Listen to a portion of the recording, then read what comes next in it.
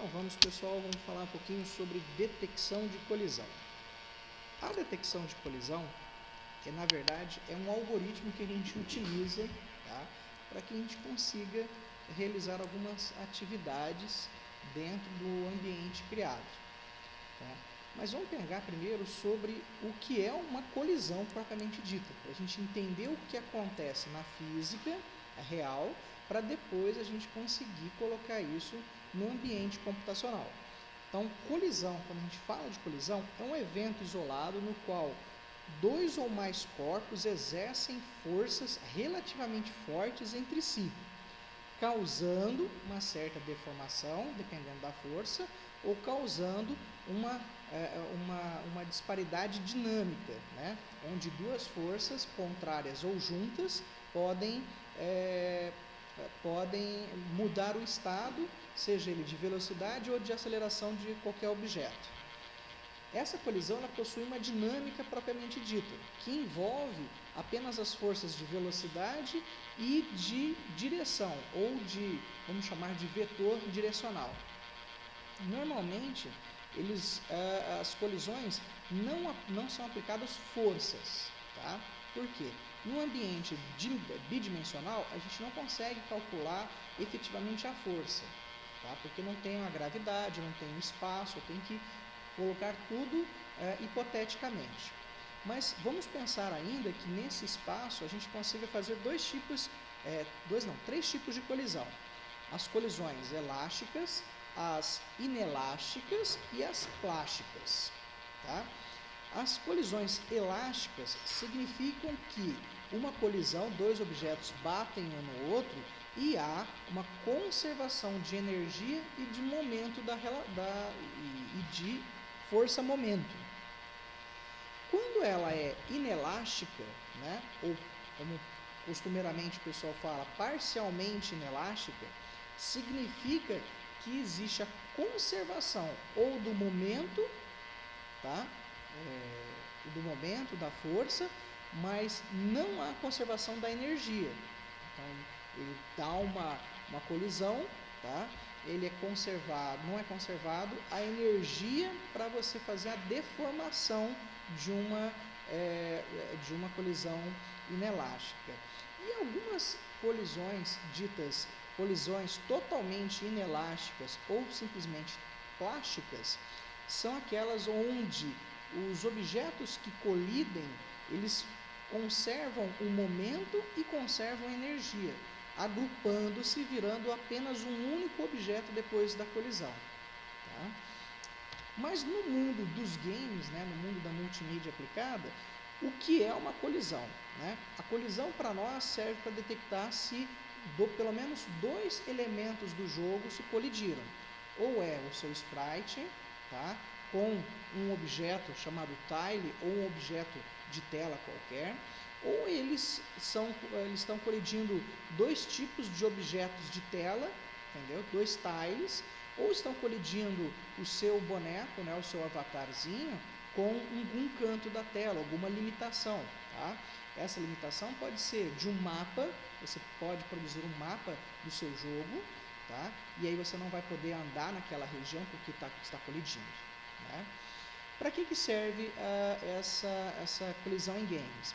Para determinar as interações entre os elementos de jogo, que influenciam no decorrer do game.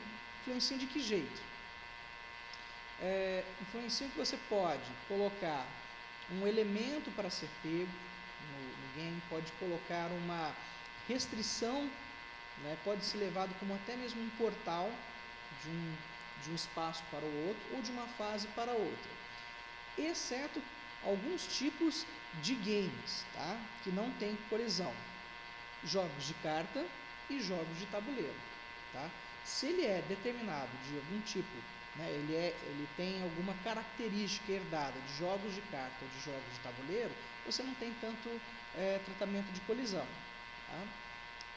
Tá? E quiz também, aquele que você tem perguntas e respostas. Qual que é a característica principal da colisão? Né? Quando a gente vai fazer a detecção de colisão, a gente tem que produzir essa detecção e essa colisão e depois a deformação de uma maneira muito rápida e eficiente. Por quê? Porque se demorar, tá? Quanto mais você demorou para detectar a colisão, ou se essa colisão não tiver uma aceitabilidade pelo jogador, né, tirar o jogador da imersão que ele está, ele simplesmente abandona o jogo. Né? O jogo não tem graça. Né? E ele tem que ser preciso. Quanto mais for real o seu ambiente criado, mais preciso tem que ser a colisão. Então a gente coloca essas características de precisão mais para os ambientes de realidade virtual, tá? E os ambientes tridimensionais. Os ambientes bidimensionais a gente vai utilizar um conjunto limitado de colisões. Por quê? Porque os demais envolvem um conjunto de física maior e a gente não precisa aplicar tanto conjunto de física em duas dimensões. E ela pode ser também, né, ela tem uma característica, né, toda detecção de colisão ela tem uma característica de ser genérica, ou seja, ela tem que ser aplicada, tá, em todos os objetos do seu jogo. Tá? Quais são os tipos de colisão mais comuns, né, em 2D? Tá? São as colisões do tipo, né, limite de tela. O que significa isso? Significa que, estão vendo essas bolinhas aí? Essas bolinhas vão estar batendo em alguma parte da tela e voltando. Agora vamos pensar, como é que a gente vai fazer o cálculo dessas bolinhas subindo e voltando? A gente vai fazer o cálculo mediante as restrições do meu x e do meu y, ou seja, da altura e da largura, né? E a posição do meu elemento. Lembrando que o x e o y é quando você começa na sua tela. Né? É o canto superior esquerdo e canto superior esquerdo, mas já disse isso. Né? Bom, como podem ser os outros tipos de colisão? Os outros tipos de colisão podem ser sprite versus tiles, né? Sprites versus objetos de tela inanimados, tá? E aí o que acontece? Esses objetos de telas que antes estavam inanimados, dependendo da estrutura que você faz, tá? Eles podem se tornar animados. Exemplo, o jogo do Papai Noel, o jogo do Mario Brothers, né? O Super Mario, então, tinha como eu posso dizer, tem aquela tartaruguinha que quando você pula em cima da tartaruguinha, ela ganha velocidade, ela ganha uma agilidade maior, né? Ela ganha um efeito. Então é um objeto de tela que estava ali caminhando de uma certa maneira, quando houve o contato, né? Ele teve uma outra atribuição das suas características. E pode ser também um tipo de colisão baseado em mapas de jogo. Aí quando o seu mapa de jogo, por exemplo, aqui, ó, não sei se vocês conseguem visualizar, tem várias tirinhas, né? Tá bem quadriculado. Nesse quadriculado aqui, eu consigo dizer onde é que eu posso andar, né? Eu só posso andar onde está marrom, né? Onde está marrom. Onde está uma cor diferente da marrom, eu não posso andar. Então, eu tenho que ter uma colisão e não deixar o usuário passar com o seu sprite para aquela região. Existem também, né, os sprites com elementos dinâmicos que podem ser colocados em qualquer momento do seu jogo. Desde o seu jogo pode ser não sei se vocês se lembram desse aqui, mas esse primeiro era o antigo River Raid. Vocês nunca ouviram falar do River Raid, mas o River Raid, quando ele saiu da prancheta e foi para a primeira estrutura de programação, ele era essa casinha aqui, ó. Você tinha que passar com o seu aviãozinho aqui dentro. E o que era o seu aviãozinho? Era essa cruzinha aqui, ó. Isso aqui era no modelo, né, programação DOS, bidimensional, não tinha ainda cor, era coisa bem rudimentar. Os sprites foram evoluindo, tá? E hoje, né, nós conseguimos trabalhar com um conjunto de cores e animações muito maior, né? Então, porém, quanto maior a definição da cor, quanto maior a quantidade de animações que você coloca no sprite, mais complexo fica a sua análise de colisão. Se você tem um elemento no seu sprite que você está movimentando, né? Ele está caminhando, né? Tem hora que ele vai estar caminhando com um pé na frente e outro atrás. A colisão pode ser no pé da direita ou no pé da esquerda. Aí você vai ter que trabalhar isso. Como que eu consigo fazer o tratamento dessa colisão? Existem várias maneiras de eu tratar essa colisão. Eu posso tratar pixel a pixel, eu posso tratar um conjunto de máscara e eu posso tratar apenas o centro do meu objeto que eu estou visualizando. Tá? Vamos fazer alguns experimentos na aula de hoje. Nós vamos mostrar alguns efeitos que acontecem e algumas limitações desse tratamento de colisão. Dependendo do sprite que você utiliza, algumas ações primeiro têm que ser pensadas para que a sua animação tenha alguma lógica. A primeira é, depois da colisão, o que é que vai acontecer? Eles vão explodir? Eles vão abrir? Vai abrir um outro portal? Vai abrir... vai perder vida? Vai ganhar ponto? Vai pegar algum item? Né? Dependendo do tipo da colisão, o seu sprite vai mudar. Ou vai mudar o desenho do seu sprite, ou vai mudar a posição dele. Quando isso acontece, né, alguns erros, né, podem ser gerados quando você tem uma colisão. O principal erro que acontece é quem é que eu vou atualizar primeiro? Qual colisão eu vou estar, né, trabalhando primeiro? Então nós temos o sprite, que é o sprite herói, e o sprite inimigo. Nós temos duas colisões, uma colisão no herói e uma colisão no inimigo. A colisão no herói diminui a vida, a colisão no inimigo também diminui a vida, ok? Porém, quem é que eu vou fazer primeiro? Vou fazer primeiro o herói ou vou fazer o inimigo? Você entendeu? Porque vamos supor que o herói tem só 1% de vida e o inimigo também tem 1% de vida. Quando você faz os dois se colidirem, né? Os dois se colidiram. Então foi um soco de quem? Do herói no bandido. Então quem está perdendo vida é o bandido. Agora vamos supor que os dois se esbarrem, os dois encostem um no outro, assim como no Tetris, tá? Encostou um objeto no outro, eles vão ficar juntos. Quem é que vai perder vida? O herói ou o bandido? Né? Se for o herói, deu game over. E se for o bandido, você venceu. Né? A gente tem que pensar nisso aí. Quem vai ser o primeiro a perder a vida? Quem vai ser o primeiro a perder ou receber toda a colisão? E isso gera dois fluxos distintos, tá, de processo. Um que é o processo para você mudar de fase porque você ganhou, e o outro que você vai perder, né? Você perdeu a vida. Como é que funciona, né, a colisão em si? Se a gente utilizar os nossos conhecimentos computacionais para gerenciar, tá, um algoritmo de colisão.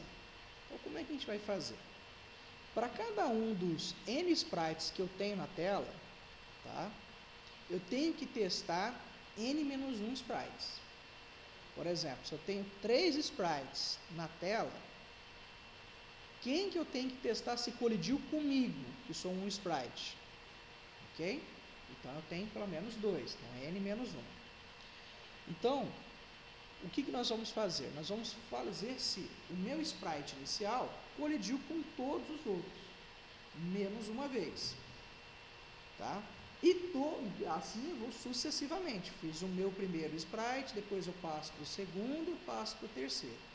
Aí eu vou ter um caso de computacionabilidade ou computabilidade, tá? Dito de N vezes N-1 dividido por 2 casos de testes, ok? Então, é um algoritmo que eu tenho aí, tá, de O de N2, O de N ao quadrado. Tá? Essa computabilidade, O de N ao quadrado, é considerada, como que é considerada isso lá em teoria de computação, pessoal? uma alta complexidade. Okay? Ele demora muito para a gente resolver, mas a gente tem que resolver todos. Tá? Como que a gente pode melhorar isso? A gente pode fazer algumas análises para tentar diminuir o número de testes. Tá? Por exemplo, a gente vai colocar um for dentro de outro. E aí a gente faz análises de testes. Okay? Se você utilizar a lógica de que para cada um que colidiu com o seu oponente, você pode ter o que a gente tem na linguagem de programação, um reflect, né? O reflexo dessa colisão. Tá? Por que tem um reflexo dessa colisão? Porque a gente sabe das leis da física, né? Que nenhum corpo ocupa o mesmo lugar no espaço. E para toda ação tem uma reação de igual, né? De igual força, porém de sentido contrário. Então, quando alguém te deu um soco, você ganhou um soco no nariz, você não ganhou um soco no nariz. Você acertou a mão do seu oponente com o seu nariz. Né? Vai tudo da ótica que você está olhando. Né? Bom, e para a gente detectar isso em games, como é que eu posso fazer? Por 4 métodos distintos. Eu posso fazer na força bruta. Tá? A força bruta, também conhecida como ponto a ponto. Não é o melhor método, mas é o método mais fácil de ser implementado. Eu posso fazer por análise de círculos. Né? Essas análises de círculo, eu vou fazer o quê? Vou criar, tá? um invólucro, que a gente chama de bound circles, ou bound box, quando for no retângulo. Tá? Ele é, na verdade, uma caixa que fica ao redor, como se fosse uma área protetora do seu sprite. E aí a gente consegue fazer algumas análises mediante, tá, o raio desse círculo. Da mesma forma do retângulo e o polígono, a gente consegue calcular o ponto médio. Tá? A gente pode fazer em polígonos convexos, tá, e em côncavos. Tá? Os convexos têm a sua limitação, que ele entra para dentro do objeto. Os côncavos são análises feitas para fora do objeto. Basicamente, vamos entender uma colisão mais simples, para a gente poder programar as demais. O primeiro tipo de colisão é o limite de tela, colisão por tela. Tá? Bom, não sei se vocês se lembram do Doom, né? Chegavam na telinha do Doom, Quake, você chegava perto da parede e parava. Por que parava? Porque a câmera, né? Ela era um objeto de tela, e esse objeto de tela calculava o seguinte, qual a minha posição x e y, ele calculava a minha largura, tá? Esse meu outro ponto aqui, da ponta aqui, ele é quem? Ele é o meu x mais a minha largura y. Então, se eu tenho um sprite de 50 pixels por 50, aqui eu tenho 0, 0, aqui eu tenho 50, 0, o y. A mesma coisa aqui, eu tenho em x 0 e em y 50, 0,50. E aqui eu tenho 50, 50. Então, o que eu vou fazer? Eu vou verificar da posição 0, que ele não vai poder passar para o lado da esquerda, ele não pode ser menor do que 0, a minha posição XY inicial, tá? E a minha posição x mais y, aliás, x mais largura y, que é a minha última parte aqui, não pode ser maior que o tamanho da minha largura. Ok? Então, esse é o ponto. Agora, falando sobre o algoritmo força bruta. Ele é dito o algoritmo perfeito. Por quê? Porque ele cria um buffer ou cria uma máscara que identifica o tamanho exato do seu objeto sprite. Só tem um detalhe, ele funciona muito bem com sprites que são, tá?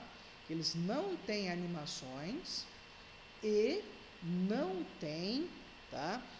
eles têm um fundo transparente. Eles têm um fundo transparente, quando eles não têm o color key, né, a cor de seleção de fundo. Qual que é a principal desvantagem desse tipo de algoritmo? Tá? A principal desvantagem é a memória. É o tempo para você analisar pixel a pixel do que está sendo colocado em contato. Por exemplo, desse do Panda aqui, ó, ele está caminhando por cima dessa base, porém, esse pezinho dele aqui, ó, está encostando, né, ó, estão vendo ali?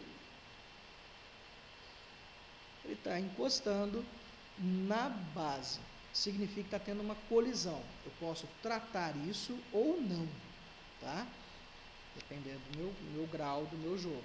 E eu posso tratar isso de uma outra maneira, pensando nas colisões verticais, né? Aliás, horizontais aqui e nas verticais aqui. Tá? Bom, vamos pegar um outro jogo, né?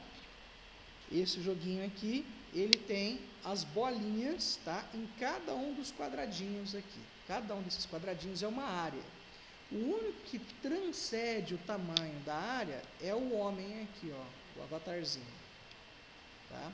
Esse avatarzinho aqui, ó, esse aqui, ele está numa região maior, tá? do tamanho padrão, tá? Que é o meu tile, né? O meu tile é esse pedacinho aqui apenas, ó. Ele está bem maior ali, ele ocupa um tile e meio, tudo bem? Então, esse tipo de análise eu tenho que verificar se naquele tile, naquela seção, naquele buraquinho ali, naquele cantinho, eu tenho algum, tá? Algum objeto que eu posso colidir, e se eu colidir, como é que vai ser a colisão? Eu tenho a colisão baseada em círculos, né?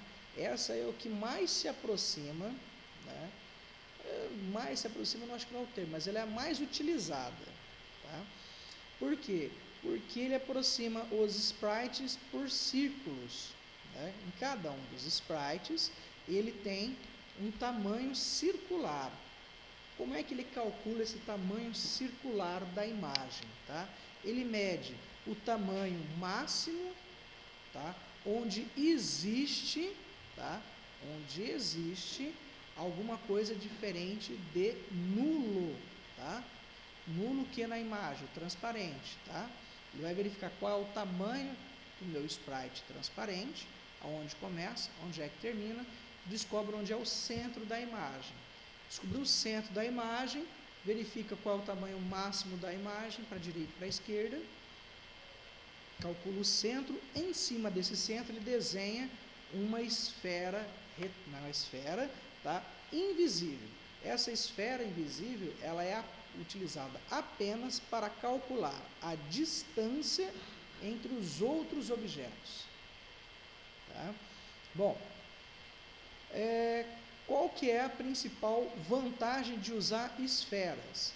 A esfera você consegue calcular a força tangente e você consegue saber para que lado você vai dar a força elástica da colisão. Ou seja, você bateu uma esfera na outra. Para que lado vai? Vai depender da força que você está aplicando e do vetor, tá, de direção aplicado na esfera. O centro do sprite pode ser encontrado através de várias formas. Uma forma simples é coincidir o centro do frame com o centro do sprite. Tá? A gente tenta colocar o sprite no meio, independente de qual animação ele está, e tentamos calcular o tamanho do nosso raio. Imagine que essa minha imagem aqui tenha 20 por 20. 20 por 20, se eu colocar um elemento aqui circular em cima, se eu colocar um círculo aqui em cima, eu terei um raio desse círculo de 10 pixels. Okay? Se eu colocar um outro objeto que é 50 por 50, por exemplo, eu vou ter um raio, tá, de tamanho 25, tá? Metade do meu tamanho, da minha largura pela minha altura. E aí o que eu tenho que verificar? Se a distância do primeiro raio mais o segundo, ela é maior, menor ou igual, né? Ou igual. E aí eu consigo, igual ao tamanho da minha imagem, eu consigo saber se houve ou não a colisão. Tem, sim, pois não.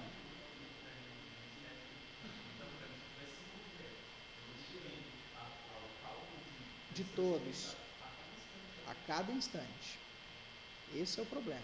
Então, quando você tem, né, mais de um objeto sendo colidido na interface, você tem que fazer para cada um deles.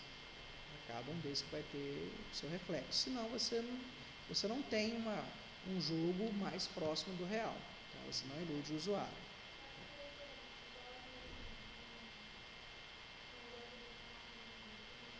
Aqui do carrinho com a... Ok.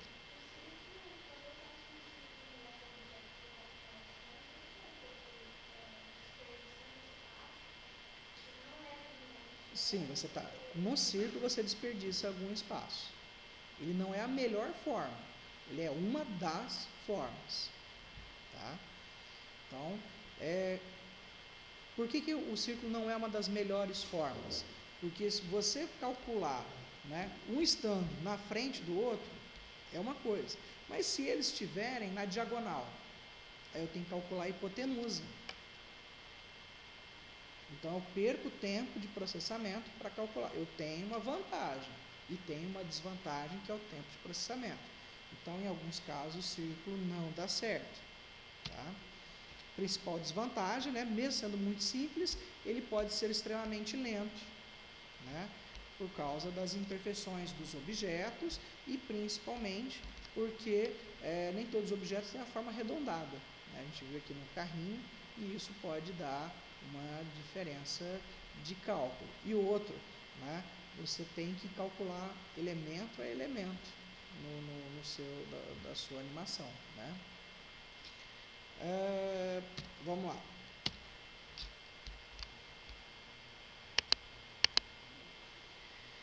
E se eu colocar por retângulo, pegando agora a minha imagem como um todo, como um pixel inteiro, eu tenho a minha vantagem e a desvantagem. A principal vantagem é porque ele é muito simples de ser feito. Você não precisa ter uma elaboração maior para calcular, tá? E qualquer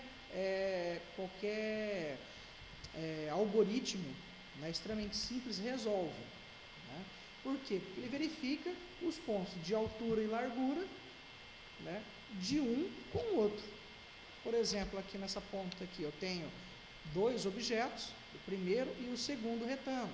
Se o meu segundo retângulo ele se encostar no meu primeiro retângulo, o que vai acontecer? Minha posição x2, y2 vai estar dentro da área do primeiro retângulo. Tá? Então eu consigo calcular isso simplesmente com if e else. Mas é uma maneira simplista, tá? Um modelo errôneo da gente pensar. Acho que eu voltei um aqui. Né? O que eu tenho que fazer? Eu tenho que repensar os lados do meu retângulo. Até onde eu vou considerar que é área que eu não posso passar. Por exemplo, se eu tenho um retângulo, né, definindo um mapa. Tá? O meu mapa é composto de retângulos e círculos e quadrados. Em algum momento eu posso colocar no meu mapa um retângulo que não posso atravessar. A fórmula, né, dita forma ingênua, né, ou incorreta de resolver isso é simplesmente calcular esse retângulo. Um entrou na área do outro, né, ele vai se colidir. Existe uma falha. Quando os retângulos têm tamanhos diferentes. Quando os retângulos têm tamanhos diferentes, voltou mais lá na frente. Imagina esse primeiro retângulo aqui. O primeiro é um retângulo, o segundo é um quadrado, certo? Imagine se eu pegar esse quadrado aqui, ó, e colocar bem no meio do meu retângulo. Ok? A área de cima não vai ficar aqui, ó. Imagina que eu faça isso, ó. Vamos pegar aqui. Essa primeiro ponto aqui colidiu? Esse primeiro ponto aqui de cima colidiu? Não. Esse último ponto aqui colidiu? Também não. Quem que colidiu? O meio do meu retângulo apenas.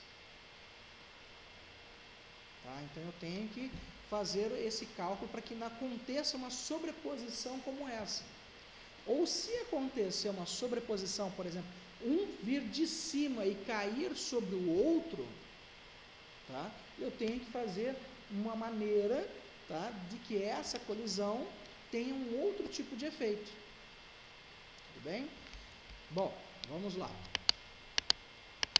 Como que eu consigo resolver isso? Eu tenho alguns métodos para ficar de olho. Cada um vai conseguir criar o seu algoritmo. Não tem um algoritmo que resolve tudo 100%. Vai depender do seu sprite, vai depender do seu mapa, vai depender do seu layout de fundo, sua tela de fundo, seu sprite de fundo, vai depender do número de animações que você tem. Tá? A gente não pode limitar uma regra de colisão para todos. Tá? Agora, o que a gente sabe que acontece quando você tem colisões, tá? Ou detecção de colisões por métodos, por imagens retangulares, é que você pode identificar quando é colisão e quando não é colisão. Por exemplo, quando os dois pegaram um pedacinho só da sua, né, da sua aresta. A aresta superior de um é igual à aresta inferior de baixo. Colidiu, só o cantinho. Quando um entrou para dentro do outro, e foi desenhado, né, circunscrito, né, um dentro do outro. E quando apenas as bordas se tocaram. Tá? Eles chegaram a colidir de forma um entrar na área do outro? Não, mas eles se tocaram apenas das bordas. Tá? São 3 maneiras de você analisar o mesmo algoritmo, tá, ok? O mesmo algoritmo, e vai depender do seu tipo de sprite. E quando não é colisão? Tá? Quando eles têm formas diferentes e um está em distância equidistante do outro, ou quando eles estão especulares. Tá? Não é colisão. Como que eu vou fazer a colisão básica no exercício de hoje? Nós vamos fazer uma colisão apenas, tá? Apenas verificando se o meu x1 e o meu x2, tá? x1, y1 e x2, y2, que são as coordenadas aqui do meu ninja, tá, ok? Eles se colidem, tá, com o meu objeto caixa. Mas vamos pensar aqui, quem colide com quem? É o ninja que colide com a caixa ou é a caixa que colide com o ninja? Aí vem para o professor, é igual aquela história, quem é que vem primeiro, o ovo ou a galinha? Né? Quem é que risca o quadro? É o giz que risca o quadro ou o quadro que risca o giz? Como é que a gente resolve isso? Oi? O quadro está parado? Não. Há deformação em quem? No giz. Então, a colisão é do giz no quadro. Entenderam como é que eu faço o relacionamento? Quem é que tem a deformação? Tá? Quem é que tem a deformação? É o giz. Então, eu vou ter que computar um método no meu sprite giz, né, no meu sprite ninja, que vai se colidir com a caixa. Ok? Vamos lá. Então, para isso, o que eu vou ter que fazer?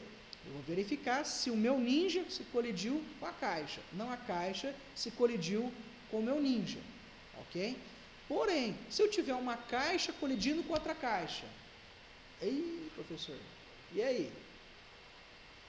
Então, eu estou criando agora, além do meu objeto de tela, que é a caixa, eu vou ter esse objeto de tela sendo um tile, tá? sendo um novo sprite que vai, à medida que o ninja chuta uma caixa, cai em outra caixa e essa caixa se deforma. Então, tem a deformação, objeto, né? Esse objeto de tela, ou sprite de usuário e objeto de tela. Tá? Uma colisão não ocorre se acontecer uma dessas condições abaixo. Se o meu x1 mais o meu x3, ó, x1 está aqui, meu x3 está aqui, tá? Ele for menor que o meu x2. Entenderam a relação? Significa que esse objeto aqui não chegou perto desse na altura superior. Depois ele faz na altura inferior, depois ele faz na largura da esquerda e depois ele faz na largura da direita.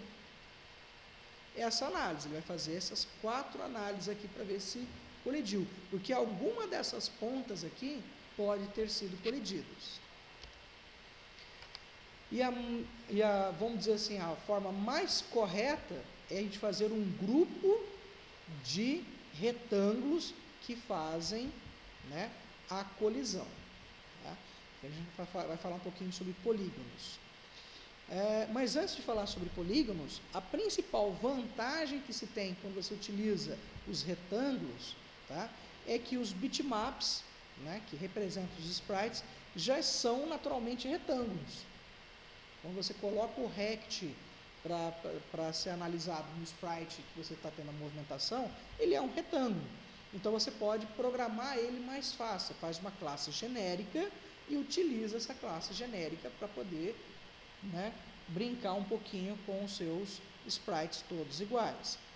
Desvantagem: vai ter alguns sprites que não são retangulares, eles são circulares ou têm formas diferentes. Por exemplo, olha aqui, ó, vamos fazer uma colisão, tá, dessa minha imagem inicial aqui, que é um bonequinho. Se eu tiver 2 bonequinhos colidindo um com o outro, aqui eles colidiram? Não, mas se você aplicar o retângulo, eles se colidiram. Então, o que é que eu tenho que fazer? Eu tenho que fazer uma detecção mista ou detecção de polígonos, onde eu coloco um eixo circular inicial e verifico, após essa seleção inicial, tá, se houve contato com o meu objeto circular, eu analiso qual das extremidades foi colidida. Tá? Tem a sua vantagem e a sua desvantagem.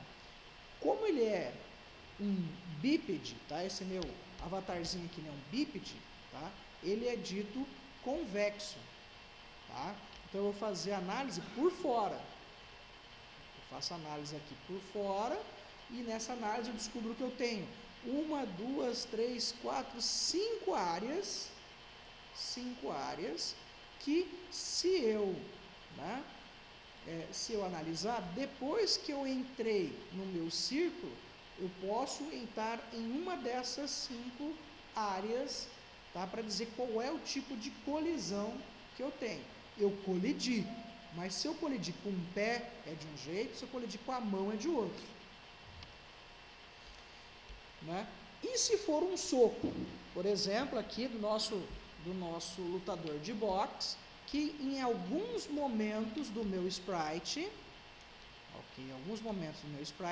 ele tem apenas, olha só, apenas um retângulo, ok? Ele tem apenas um retângulo, e em certos momentos ele tem 3 retângulos, ok? Então, dependendo do seu keyframe, aqui, ó, vai ficar fácil, isso aqui é a posição de defesa, certo? Nessa posição de defesa aqui, eu posso receber a colisão de ataque de um inimigo. Se eu pensar nessa colisão aqui agora, né? Agora aqui ele está preparando o soco. Então ele puxou o braço e a perna. Se nesse momento acontecer uma colisão né, um contra-ataque do inimigo, ele tem 3 áreas para analisar. Da mesma forma aqui, tem 3 áreas para analisar. Ou, com o jab de esquerda, ele tem 2 áreas para analisar. Ok, pessoal? Então, dependendo da análise que você vai fazer no seu avatar, no seu sprite, você vai ter que reprogramar todo o seu conjunto, tá, de áreas de detecção. Ok? Vamos lá, então. Agora eu vou abrir para as dúvidas.